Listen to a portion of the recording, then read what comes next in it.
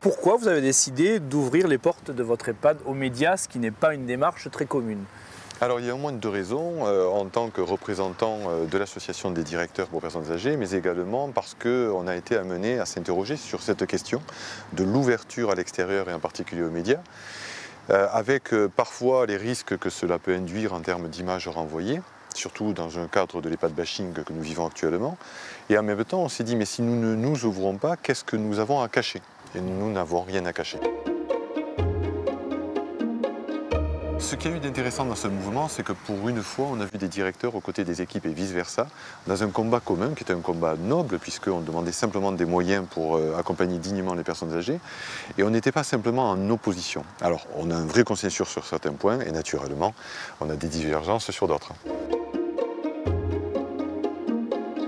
Nous accueillons des personnes en moyenne de 85 à 87 ans avec de multipathologies dont plus des trois quarts ont ce qu'on appelle des troubles cognitifs, en tout cas des troubles liés à des maladies neurodégénératives. Alors on parle bien sûr souvent de la maladie d'Alzheimer, mais pas que, Parkinson et autres. Donc vraiment une aggravation de l'état de dépendance, mais également des pathologies des résidents que nous accueillons. Est-ce que aussi les familles n'attendent pas, ou les patients, au dernier moment pour arriver dans les EHPAD? Je dirais par la force des choses, pour plusieurs raisons. D'abord parce qu'effectivement, il peut être louable qu'on souhaite finir ses jours à domicile, parce que le prix des EHPAD, en tout cas ce qui reste à charge des résidents, est devenu exorbitant, c'est-à-dire c'est le double d'une retraite moyenne.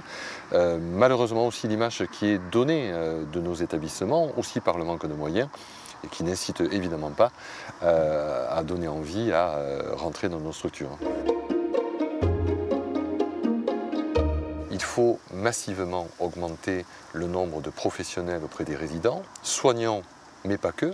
Et nous avons besoin de plus d'animateurs, nous avons besoin d'un certain nombre de métiers nouveaux dans nos établissements. Le plan Solidarité Grand Âge en 2006 prévoyait à 5 ans un ratio de ce qu'on appelle du 1 pour 1. Un professionnel, tout corps de métier confondu, pour un résident. 13 ans après, nous sommes à peine à la moitié. Comment vous expliquez, vous, qu'on a les informations, il y a une certaine prise de conscience, mais ce n'est pas suivi d'actes concrets? Nous avons une société agiste. Ça veut dire une forme de discrimination envers les personnes âgées. Aujourd'hui, on est un petit peu dans tout ce qui est jeune, moderne, c'est bien. Et on a peut-être enlevé, par rapport à des sociétés plus anciennes, ce qu'était la noblesse de la personne âgée, du vieux, qui était le sage. Donc on a toujours eu l'impression effectivement qu'on avait le temps. Là, on n'a plus le temps. Nous sommes maintenant confrontés à l'urgence.